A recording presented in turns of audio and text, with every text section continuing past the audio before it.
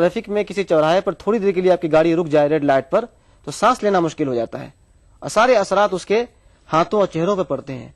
یہی وجہ ہے کہ آج ہم دیکھتے ہیں کہ ہمارے نوجوان بھائی لوگ اپنے چہرے پر رومال باندھ لیتے ہیں، وہ پردہ وہ نقاب نہیں سر پہ ڈال رہے ہیں، لیکن آج کی ماحولیات، آج کی آلودگی، آج کی فضا کے اندر اڑنے والے جراثیم، کیڑے مکوڑے، کتنے جراثیم ہیں جو ناک سے داخل ہوتے ہیں، جسم کے دوسرے حصوں سے داخل ہوتے ہیں، اور ایسی خطرناک بیماریاں پیدا ہو رہی ہیں۔ ابھی اس سے پہلے سارس، اس سے پہلے ڈینگو، یہ سب کیا ہے؟ سب تو منہ اور ناک کے ذریعے اندر جاتے ہیں۔ اسی لیے اسلام نے جو وضو کا نظام رکھا ہے دن بھر میں 5 مرتبہ، وہ کتنا اچھا ہے کہ جو حصے بدن کے کھلے ہوئے ہیں، ہاتھ، چہرہ اور پاؤں، جن میں جراثیم پڑتے ہیں، وہ گھر آئے نماز کے لیے جائیں ان کو دھو لیتے ہیں، اس لیے ان کے یہاں بیماریاں کم ہو رہی ہیں۔ ڈاکٹروں کی تو تحقیقات یہ آ رہی ہیں کہ جو لوگ وضو کرتے ہیں ان کی صحت اچھی رہتی ہے، اس لیے کہ دن بھر میں کم از کم 5 مرتبہ وہ ان حصوں کو دھوتے ہیں۔ اس لیے جو عورتیں پردہ کرتی ہیں، اپنے چہرے تک کو ڈھکتی ہیں، وہ عورتیں میڈیکل پوائنٹ آف ویو سے زیادہ محفوظ ہیں۔ جن صاحب نے یہ دعویٰ کیا ہے وہ اپنے دعوے کے ثبوت میں کوئی بات لائیں، کوئی مثال لائیں، کوئی سروے لائیں۔ اس لیے میں یہ کہتا ہوں کہ یہ بات تو ایسی ہے جس کا جواب دینا لاحاصل ہے، اور ڈاکٹروں کا پینل بٹھایا جائے تو وہ تحقیق کر کے اس بات کو ثابت کر دیں گے کہ پردہ اختیار کرنا میڈیکل پوائنٹ آف ویو سے زیادہ مفید ہے۔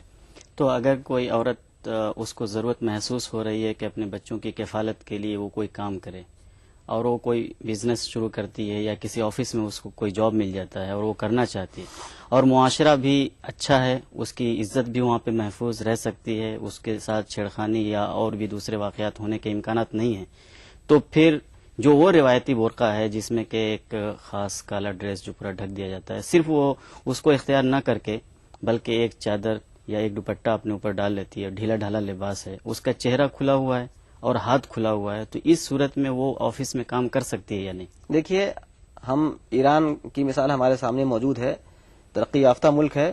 ایران تنہا وہ ملک ہے جہاں خواتین کی تعلیم کی تعداد کا ریشو بہت زیادہ ہے بہت سارے ملکوں سے۔ وہاں خواتین زندگی کے ہر فیلڈ میں موجود ہیں، ایون وہ فورس کے اندر بھی ہیں، اور ہم ان کی تصویریں دیکھتے ہیں اور آپ بھی دیکھ سکتے ہیں، ناظرین دیکھ سکتے ہیں کہ وہ پورے نقاب میں ہوتی ہیں، چہرہ تک ڈھکا ہوا ہوتا ہے، وہ سارے کام کر سکتی ہیں اپنے نقاب میں رہتے ہوئے۔ جہاں تک آپ نے جو بات پوچھی ہے، نقاب ان کاموں میں بھی رکاوٹ نہیں بنتا ہے، لیکن اس سوال کا جواب یہ ہے کہ بنیادی طور پر نوکری کرنا اور تجارت ملازمت کرنا یہ فیشن نہیں ہونا چاہیے کہ گھر میں ضرورت نہیں ہے، بال بچوں کی تربیت کی ذمہ داری گھر میں موجود ہے اور خواہ مخواہ ہم گھر سے باہر نکل کر ملازمت کرنے اور پیشہ اختیار کرنے جاتے ہیں۔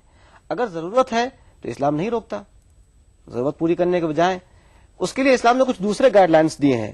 اسلام عورتوں کی عصمت اور عزت کی حفاظت کرنا چاہتا ہے، اس کی عزت اور اس کے وقار کو بلند کرنا چاہتا ہے، اس کو کھلونا نہیں مانتا۔ آج ہمارے نظام نے، ہماری آج کی دنیا نے عورت کو ایک سامان بنا دیا ہے جس سے وہ لطف اندوز ہوتا ہے۔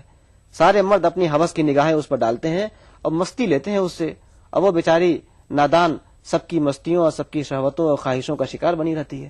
اسلام نے اس سے روکنے کے لیے عورت کو گائیڈ لائن یہ دیا ہے، اس نے، میں نے پہلے بھی کہا تھا کہ اس نے لباس کا طریقہ نہیں بتایا ہے، لیکن قرآن نے یہ کہا وَلَا تَبَرَّجْنَ تَبَرُّجَ الْجَاهِلِيَّةِ الْأُولَى، جاہلیت کی طرح تبرج مت اختیار کرو اور اپنے پاؤں کے جھنکاروں کو پٹک کے نہ چلو، دوسری بات۔ اور تیسری یہ کہ اپنی آواز میں ایسی لوچ اور نرمی نہ پیدا کرو کہ تمہارے سامنے جو شخص تمہاری بات سن رہا ہے اس کے دل میں، اگر وہ دل کا خراب آدمی ہے تو دل میں غلط خیال اس کے پیدا ہو جائے تمہارے بارے میں۔ وہاں پر تو وہ تم کو کچھ نہیں کرے گا سماج کے ڈر سے، لیکن جب تم باہر نکلو گی، اس کو موقع ملے گا تو تمہیں کھینچ کر اپنی گاڑی میں بٹھا لے گا، وہ زنا بالجبر کرے گا، عصمت دری تمہاری کرے گا، جو ہو رہا ہے۔ تو اسلام نے ایسی صورت میں اگر ملازمت کرنی ہی ہے عورت کو تو چند باتیں بتائی ہیں۔ ایک تو یہ کہ وہ ایسا بھڑکیلا لباس، جسم کی زیبائش کی اور زینت کی اس طرح نمائش نہ کریں، آواز میں ایسی لوچ اور نرمی نہ پیدا کریں، اور لپسٹک اور پاؤڈر اور سجاوٹ اور سنگار اور بناؤ یہ سب اس طرح نہ کریں کہ خواہ مخواہ دوسرے کے دل میں جذبہ بیدار ہونے لگ جائے اور غلط خیالات پیدا ہونے لگ جائے۔ ایک بات یہ بتائی۔ دوسری بات اسلام نے یہ بتائی کہ کسی بھی اجنبی مرد کو کسی اجنبی عورت کے ساتھ تنہا نہیں ہونا چاہیے۔ جہاں پر سب لوگ ہیں، بہتر تو یہ ہے کہ عورت اگر ملازمت کرتی بھی ہے تو وہ ان جگہوں پہ جائے جہاں پر عورتیں کام کرتی ہیں۔ یہ ہمارے سسٹم کے چلانے والوں کی ذمہ داری ہے کہ ایسا نظام فراہم کریں کہ عورتیں عورتوں کے ماحول میں رہیں۔ خود اس کے لیے یہ کتنی تکلیف دہ بات ہے کہ وہ دوسرے جنس سے مخالف کے ماحول میں ہے۔ تو اگر رہنا بھی پڑ گیا اس کو تو ادب و احترام کے ساتھ اور وقار کے ساتھ رہے. وقار کا مطلب یہ ہے کہ وہ اپنے اوپر کنٹرول رکھے, اپنی بات کو ذرا باوقار انداز سے رکھے, اتنی بول ہو کہ دوسرے کے اندر کوئی ہمت نہ ہو آنکھ غلط انداز سے دیکھنے کی, اور ساتھ میں یہ بھی کہ ایسا موقع نہ آنے دے کہ ایک مرد ایک عورت تنہائی میں ہو جائے. اس لیے کہ اللہ کے رسول صلی اللہ علیہ وسلم نے فرمایا کہ جب بھی کوئی مرد کسی عورت کے ساتھ, اجنبی عورت کے ساتھ تنہائی میں ہوتا ہے تو تیسرا شخص وہاں پہ شیطان ہوتا ہے. جب تیسرا شیطان ہوگا تو وہ دونوں کے دل میں غلط خیال ڈالے گا. اب وہ جتنا مضبوط ہوں گے اندر سے اپنا کنٹرول کریں گے, تھوڑے سے بھی کمزور پڑیں گے. آج ہمارا سماج اور ہمارا یہ اوپن سسٹم اور اڑیاں فلمیں اور ناچ گانوں کے واقعات, ان سب نے تو اتنا کمزور کر دیا ہے ہم انسانوں کو اندر سے, اخلاقی اعتبار سے, کہ ہم لوگ ڈھیلے پڑ جاتے ہیں اور بھاگ جاتے ہیں. تو ایسے موقع پہ اگر تنہائی میں وہاں جمع ہوں گے تو اور بھی بھاگ جائیں گے. بہت بہت شکریہ ناظرین. اسی کے ساتھ آج کا دینی سوال و جواب کا پروگرام یہیں ختم ہوتا ہے. اگر آپ بھی چاہتے ہیں اس پروگرام میں شرکت کرنا تو اپنے خطوط ہم تک ضرور بھیجیں, اور اپنے خطوط میں آپ اپنے ایڈریسز لکھنا نہ بھولیں, اس لیے کہ کبھی کبھی آپ کے سوالات اس نوعیت کے ہوتے ہیں کہ ہم فوری طور پر ان کے جوابات دینا چاہتے ہیں. خطوط کے لیے ہمارا پتہ ہے دینی سوال جواب ETV Urdu, Ramoji film city, Hyderabad 501-512. E mail سوال جواب 123@yahoo.co.in. اور کل اسی وقت انشاءاللہ آپ سے پھر ملاقات ہوگی. تب تک کے لیے نسیم اختر کو اجازت دیں. خدا حافظ. BBC دنیا کو ہے جس پر بھروسہ. گلوبل انڈیا جوڑے آپ کو پوری دنیا سے آپ کی اپنی بھاشا میں. ETV کے درشکوں کے لیے BBC کے منجے ہوئے رپورٹر گلوب کے ہر سرے سے لائیں گے زندگی کا سچ. اسکرین پر ابھرے گی بنتے بدلتے بھارت کی پوری تصویر. سنسار بھر کے سارے سماچار میں نیہا بھٹناگر لے کر آؤں گی BBC گلوبل انڈیا ہر شکروار شام ETV پر. محسوس کریں خبروں کی دھڑکن.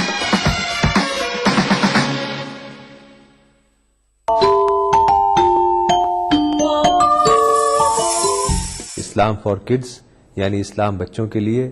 اس پروگرام میں قرآن اور حدیث کے قصے اور واقعات, حضرت محمد صلی اللہ علیہ وسلم اور صحابہ کی زندگی کے حالات اور اسلامی تعلیمات کے اہم واقعات پیش کیے جائیں گے. اس میں ہمارے لیے سبق ہے, گائیڈنس ہے اور رہنمائی کا سامان ہے. اسی کے ساتھ ساتھ اسلامی تعلیمات کی وہ باتیں بھی ہم آپ کے سامنے رکھیں گے جس میں مورل ویلیوز سکھائی گئی ہیں, تاکہ ہم اپنے اندر اعلیٰ کیریکٹر, اعلیٰ اخلاق پیدا کر سکیں اور دنیا اور آخرت میں کامیابی حاصل کر سکیں. اسلام فار کڈز ہر اتوار صبح 9 بجے صرف ETV اردو پر. فکر معاش عشق بتاں یاد رفتگان. فکر معاش عشق بتاں یاد رفتگان. اس زندگی میں اب کوئی, اس زندگی میں اب کوئی کیا کیا کیا کرے. اس زندگی میں اب کوئی کیا کیا کیا کرے.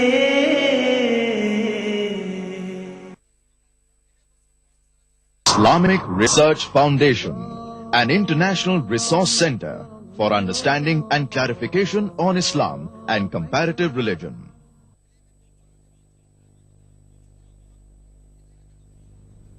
السلام علیکم ورحمۃ اللہ وبرکاتہ. الحمد للہ رب العالمین والصلاة والسلام علی رسول الامین وعلی آلہ وصحبہ اجمعین. اما بعد. اعوذ باللہ السمیع العلیم من الشیطان الرجیم. بسم اللہ الرحمن الرحیم. رب اشرح لی صدری ویسر لی امری واحلل عقدۃ من لسانی یفقہوا قولی. بھائیوں اور بزرگوں, درس حدیث میں ریاض الصالحین کا یہ 16واں باب ہے جو نہایت ہی اہم موضوع پر مشتمل ہے. موضوع ہے سنت کی حفاظت کا بیان. سنت جسے حدیث کہتے ہیں یا اللہ کے نبی کریم صلی اللہ علیہ وسلم کے اقوال و اعمال اور تقریرات, وہ سنت کہا جاتا ہے. اس کی حفاظت کیسے کی جائے، اس کی کیا اہمیت ہے، وہ شخص جو اللہ کہ نبی کریم صلی اللہ علیہ وسلم کی سنت سے اعراض کرتا ہے، اس کے کیا احکام ہیں، آئیے قرآن اور حدیث کی روشنی میں اس کا جائزہ لیں۔ سب سے پہلے میں چند ان آیات کا ذکر کروں گا جسے امام نووی نے اپنی کتاب میں ذکر کیا ہے، چونکہ آیتیں بے شمار اس باب میں ذکر کی گئی ہیں، ان میں سے چند اہم آیتوں کا میں ذکر کرتا ہوں۔ پہلی آیت جو سورہ حشر سورہ نمبر 59 آیت نمبر 7 ہے، اللہ تبارک و تعالیٰ فرماتا ہے وَمَا آتَاكُمُ الرَّسُولُ فَخُذُوهُ وَمَا نَهَاكُمْ عَنْهُ فَانْتَهُوا، اللہ کے رسول تمہیں جو چیز دیں اسے لے لو، اور جس چیز سے تمہیں منع کریں باز رکھیں اس سے باز آ جاؤ۔ اور دوسری آیت جو سورہ نجم سورہ نمبر 53 آیت نمبر 3 اور 4 ہے، اللہ تبارک و تعالیٰ فرماتا ہے وَمَا يَنْطِقُ عَنِ الْهَوَىٰ إِنْ هُوَ إِلَّا وَحْيٌ يُوحَىٰ، آپ خواہشات نفسانی سے بات نہیں کرتے ہیں بلکہ آپ کی بات وہی ہوتی ہے جو آپ کی طرف کی جاتی ہے۔ تیسری آیت جو سورہ آل عمران سورہ نمبر 3 اور آیت نمبر 31 ہے، اللہ تبارک و تعالیٰ فرماتا ہے قُلْ إِن كُنتُمْ تُحِبُّونَ اللَّهَ فَاتَّبِعُونِي يُحْبِبْكُمُ اللَّهُ وَيَغْفِرْ لَكُمْ ذُنُوبَكُمْ، اے نبی آپ کہہ دیجئے کہ اگر تم اللہ سے محبت رکھتے ہو تو میری اتباع کرو، اس کا نتیجہ یہ ہوگا کہ اللہ تبارک و تعالیٰ تم سے محبت کرے گا اور تمہارے گناہوں کو معاف کر دے گا۔ اور آخری آیت جو سورہ احزاب سورہ نمبر 33 اور آیت نمبر 21 ہے، اس میں اللہ تبارک و تعالیٰ فرماتا ہے لَقَدْ كَانَ لَكُمْ فِي رَسُولِ اللَّهِ أُسْوَةٌ حَسَنَةٌ، تمہارے لیے اللہ کے رسول میں بہترین نمونہ ہے۔ یہ آیتیں ہمیں اس بات کی دعوت دیتی ہیں کہ اللہ کے نبی کریم صلی اللہ علیہ وسلم کے جو اقوال و اعمال ہیں جنہیں سنت کہا جاتا ہے ان کی حفاظت کی جائے۔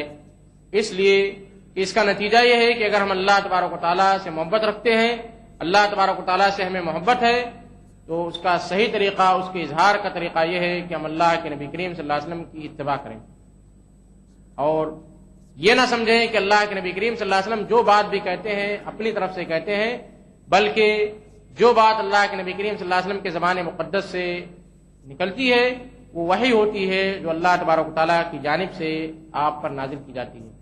لہذا ہمیں اللہ کے نبی کریم صلی اللہ علیہ وسلم کی سنت کے مخالفت میں اس بات کو مد نظر رکھنا چاہیے کہ ہم صرف اللہ کے نبی کریم صلی اللہ علیہ وسلم کی سنت کی مخالفت نہیں کر رہے ہیں بلکہ ساتھ ہی ساتھ ہم اللہ تبارک و تعالیٰ کی وحی کی مخالفت کر رہے ہیں۔ اور یہ بات بھی مد نظر رہے کہ ہمارے لیے سب سے بہترین نمونہ، ہمارے لیے سب سے بہترین قدوہ اللہ کے نبی کریم صلی اللہ علیہ وسلم کی ذات ہے۔ لہذا ہم اپنے سارے اعمال میں، اپنے حرکات و سکنات میں، اٹھنے بیٹھنے چلنے پھرنے ہر چیز میں اللہ کے نبی کریم صلی اللہ علیہ وسلم کو نمونہ بنائیں، اور اس نمونے کو لازم پکڑیں۔ یہ نہ کہیں کہ ہمارے فلاں صاحب سے ہم نے سیکھا ہے، فلاں صاحب کا یہ کہنا ہے، فلاں امام کا یہ کہنا ہے۔ اگر ہمارے لیے کوئی صحیح امام، ہمارے لیے کوئی صحیح نمونہ ہے تو اللہ کے نبی کریم صلی اللہ علیہ وسلم کی ذات ہے۔ آئیے چند ان احادیث کا ذکر کریں جن میں اللہ کے نبی کریم صلی اللہ علیہ وسلم نے ہمیں سنت کی اتباع کو لازم قرار دیا ہے۔ پہلی حدیث جو حضرت ابو ہریرہ رضی اللہ تعالیٰ عنہ سے مروی ہے، وہ کہتے ہیں کہ اللہ کے نبی کریم صلی اللہ علیہ وسلم نے فرمایا دعونی ما ترکتکم انما اہلک من کان قبلکم کثرت سؤالہم واختلافہم علی انبیائہم فاذا نہیتکم عن شیء فاجتنبوہ واذا امرتکم بشیء فأتوا منہ ما استطعتم۔ اس حدیث کو امام بخاری اور مسلم نے روایت کیا ہے۔ اس حدیث کا ترجمہ یوں ہے، اللہ کے نبی کریم صلی اللہ علیہ وسلم فرماتے ہیں میں نے جن چیزوں پر تمہیں چھوڑ دیا ہے، جو چیزیں میں نے تمہیں بتلا دی ہیں ان کو لازم پکڑو، انہیں کو کافی سمجھو، اس لیے کہ اس سے پہلے کی امتیں، جو امتیں پہلے گزر چکی تھیں، ان امتوں نے اپنے انبیاء سے اختلاف کیا، انبیاء نے کوئی بات کہی، اس کا معارضہ کیا، اس کے خلاف دوسری باتیں پیش کی، اس وجہ سے اللہ تبارک و تعالیٰ نے اس سے پہلے کی امتوں کو ہلاک کیا، اس سے پہلے کی امتیں ہلاک ہو گئیں۔ لہذا میں اگر تمہیں کسی چیز سے منع کرتا ہوں تو فوراً تم اس سے باز آ جاؤ، اور اگر کسی چیز کا حکم دیتا ہوں تو جتنی تمہاری طاقت ہے، جتنا تم کر سکتے ہو اتنا کرو۔ اس حدیث میں ہمیں ایک خوشخبری بھی دی گئی ہے کہ اللہ کے نبی کریم صلی اللہ علیہ وسلم کے احکامات پر عمل کرنے کے سلسلے میں ہم اتنے ہی مکلف ہیں جتنی ہماری طاقت ہے۔ حدیث کے الفاظ ہیں فَأْتُوا مِنْهُ مَا اسْتَطَعْتُمْ، جتنی تمہاری طاقت ہے، جتنا تم کر سکتے ہو، جتنا تم لے سکتے ہو اتنا کرو. لیکن منہیات کے سلسلے میں جن چیزوں سے اللہ کے نبی کریم صلی اللہ علیہ وسلم نے منع فرمایا ہے ان چیزوں میں ہم یہ نہیں کہہ سکتے ہیں کہ ہمیں اس چیز کی طاقت نہیں ہے. مثال کے طور پر میں ایک مثال آپ کے سامنے رکھوں گا. سود ایک حرام ہے. قرآن اور حدیث میں سود کی سخت ممانعت ذکر کی گئی ہے. اللہ کے نبی کریم صلی اللہ علیہ وسلم نے منع فرمایا ہے. تو اس سلسلے میں ہم یہ نہیں کہہ سکتے ہیں کہ ہماری طاقت نہیں ہے اس پر عمل کرنے کی. تو منہیات میں ہمیں اس بات کو مد نظر رکھنا چاہیے کہ اللہ کے نبی کریم صلی اللہ علیہ وسلم نے یا قرآن میں جن چیزوں کی ممانعت کی گئی ہے، جن چیزوں سے روکا گیا ہے، فوراً ہم اس سے باز آ جائیں گے.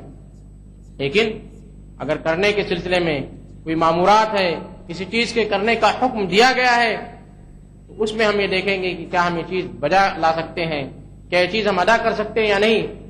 اس میں اللہ تبارک و تعالیٰ آپ کو معذور رکھے گا. آپ کا عذر قابل قبول ہوگا کہ ہماری یہ طاقت نہیں تھی، ہم یہ نہیں کر سکتے تھے. تو اس حدیث میں ہمیں یہ بشارت دی گئی ہے. تو منہیات کے سلسلے میں ہم فوراً ان ساری چیزوں سے باز آ جائیں گے جن چیزوں سے قرآن اور حدیث نے منع فرمایا ہے. لیکن معمورات میں ہماری جتنی طاقت ہے، جتنا ہم ادا کر سکتے ہیں، اسی کے ہم مکلف ہوں گے. دوسری حدیث جو ارباز ابن ساریہ رضی اللہ تعالیٰ عنہ سے مروی ہے، وہ کہتے ہیں کہ اللہ کے نبی کریم صلی اللہ علیہ وسلم نے ہمیں نصیحت کی، ایسی نصیحت جس سے ہمارے دل نرم پڑ گئے، ہماری آنکھوں سے آنسو جاری ہونے لگے.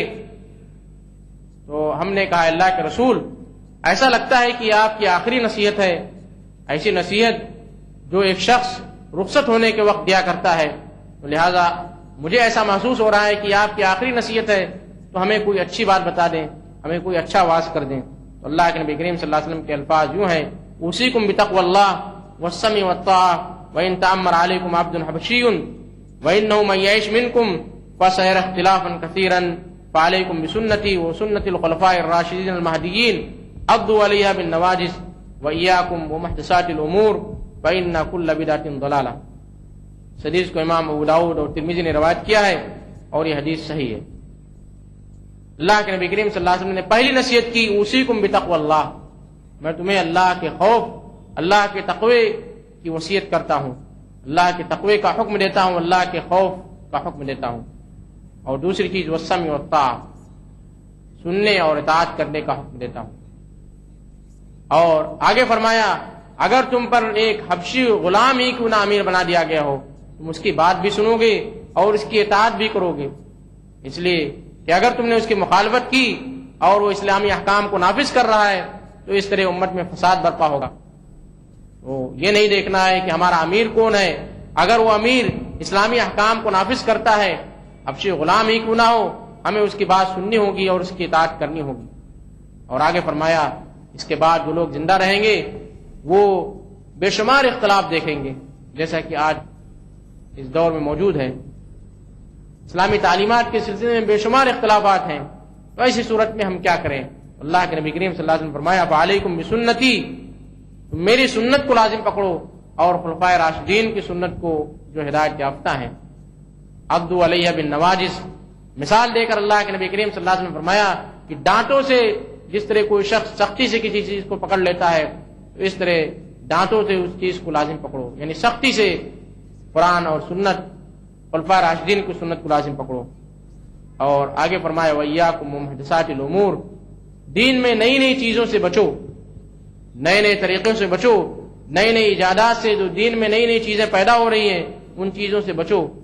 اس لیے کہ ہر نئی چیز یہ گمراہی ہے، خواہ وہ نئی چیز بظاہر اچھی نظر آ رہی ہو لیکن اس کا نتیجہ گمراہی ہے. وقت ختم ہو گیا ہے.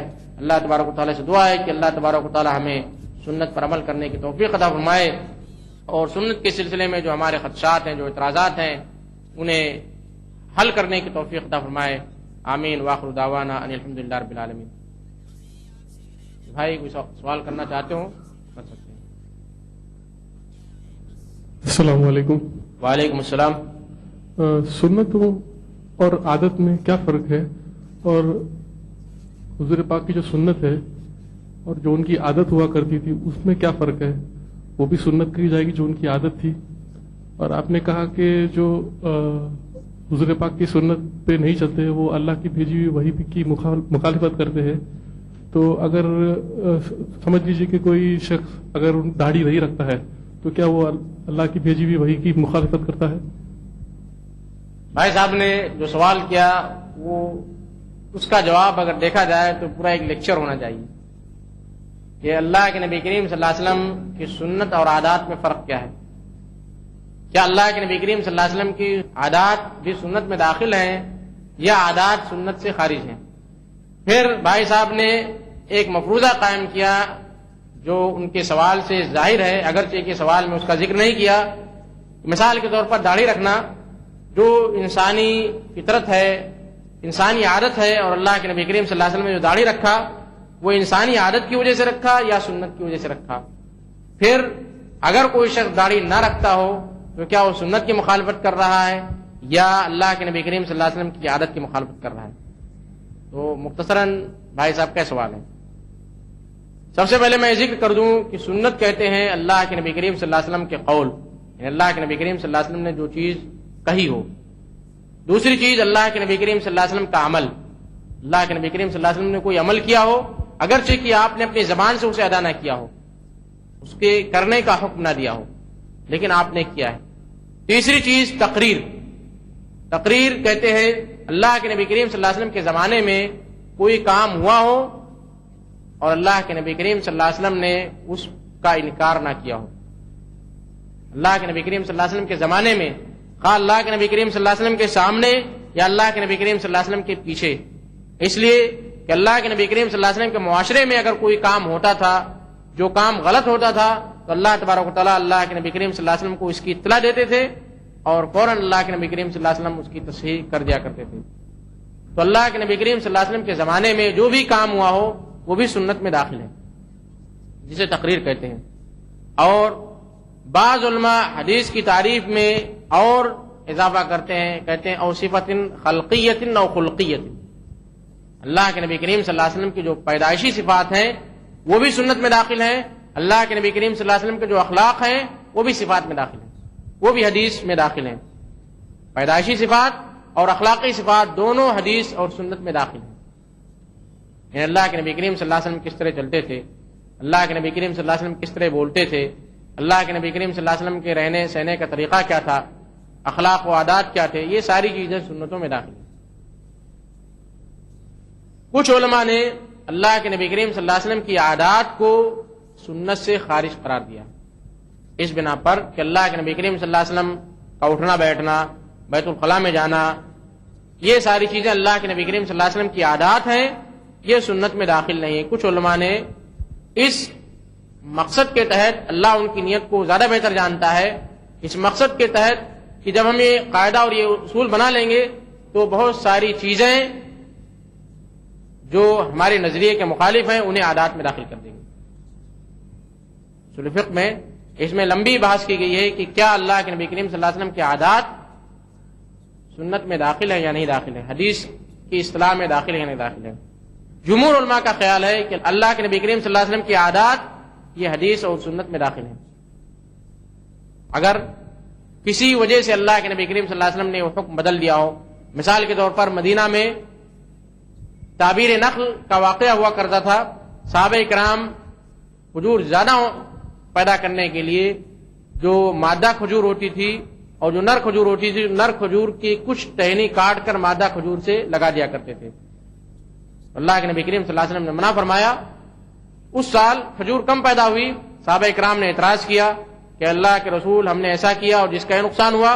تو اللہ کے نبی کریم صلی اللہ علیہ وسلم نے فرمایا انتم عالم بامور دنیاکم، تم اپنی دنیاوی چیزوں کو زیادہ بہتر جانتے ہو، لہذا اگر میں تمہیں کسی دینی چیز کا حکم دوں تو اس پر عمل کرنا تمہارے لیے لازم ہے، لیکن اگر میں دنیاوی چیزوں میں کوئی مشورہ دوں تو تم اسے کر بھی سکتے ہو اور نہیں بھی کر سکتے ہو.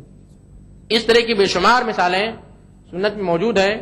بریرہ اور مغیث کا واقعہ بھی ہے کہ جب بریرہ آزاد ہوئی تو آزاد ہونے کے بعد لوڈی کو اس بات کا اختیار ہوتا ہے کہ وہ اپنے شوہر کے ساتھ رہے جس سے اس کا نکاح ہوا ہے یا وہ نکاح کو فسخ کر دے.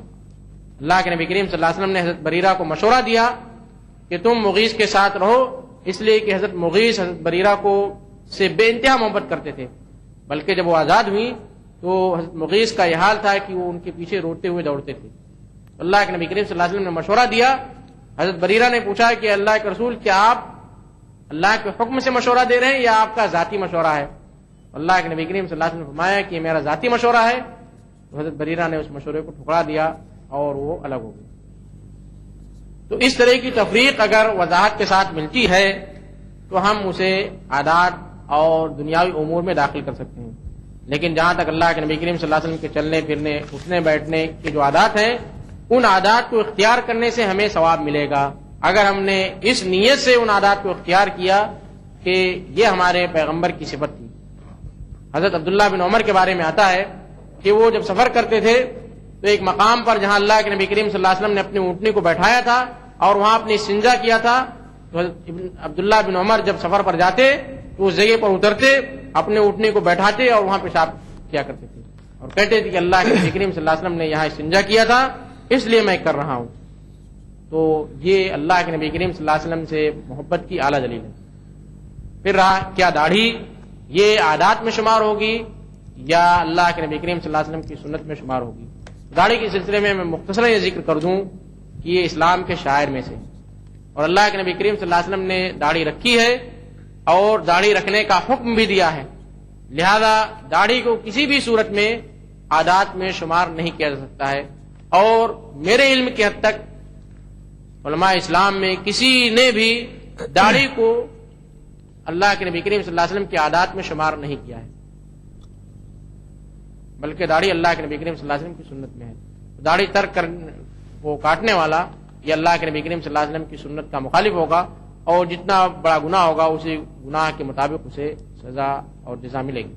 اللہ تبارک و تعالیٰ سے دعا ہے کہ اللہ تبارک و تعالیٰ ہمیں سنت پر عمل کرنے کی توفیق عطا فرمائے.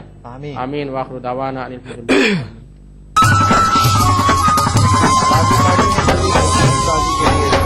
آج کیا جا سکتا ہے باضابطہ اعلان. ممبئی میں نریندر مودی کی ریلی آج سیکیورٹی کے سخت انتظامات کی شرکت متوقع. نہ اٹھائیں گے کبھی منت حضرت عیسیٰ نہ اٹھائیں گے کبھی زندگی کے لیے شرمندہ احسان ہوں گے. زندگی کے لیے شرمندہ احسان ہوں گے.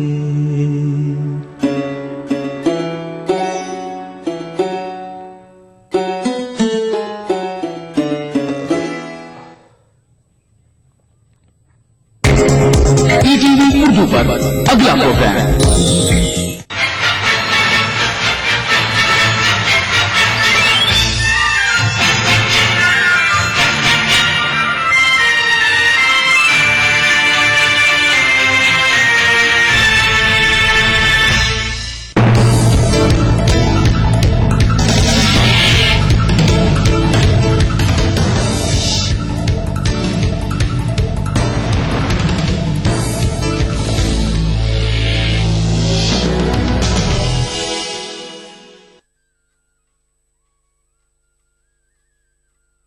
ای ٹی وی انڈیا. سب سے پہلے نظر ہیڈ لائنز پر.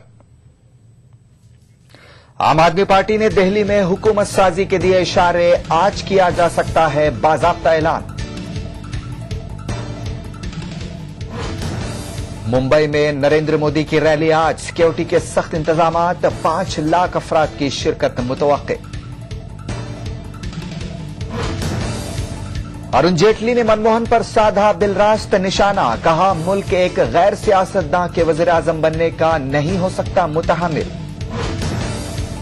اور مصر کے سابق صدر مرسی پر قتل اور جیل توڑنے کے تازہ الزامات عائد. اخوان المسلمین نے کیا مسترد.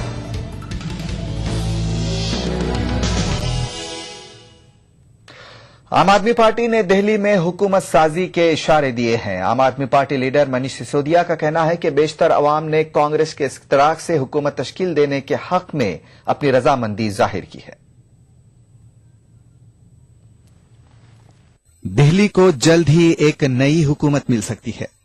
دہلی اسمبلی انتخابات میں غیر متوقع طور پر حیرت انگیز کامیابی حاصل کرنے والی جماعت عام آدمی پارٹی